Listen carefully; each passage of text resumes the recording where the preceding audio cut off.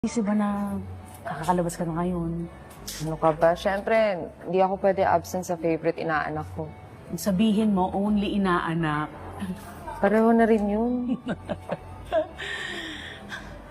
Uy, napuntahan mo na ba si Doc Lester? Yung sa IVF? Gusto mo pa ba ituloy? Pero syempre, walang pilitan yun, Marsa. Hindi ko alam. Matagal na rin eh. Hindi niyo ba naisipang mag-ampon? Ron, kinonsider namin lahat. Pero alam mo naman yung kumpare mo. Daming issues. Gets. Alam mo, guilt din niya yan eh. Alam ko, wala siyang kasalanan. Pero kasi, katawan niya yun, di ba? Kakapagod, no? Pero feeling ko, kung gustuhin mo talaga, gugustuhin na rin niya for you.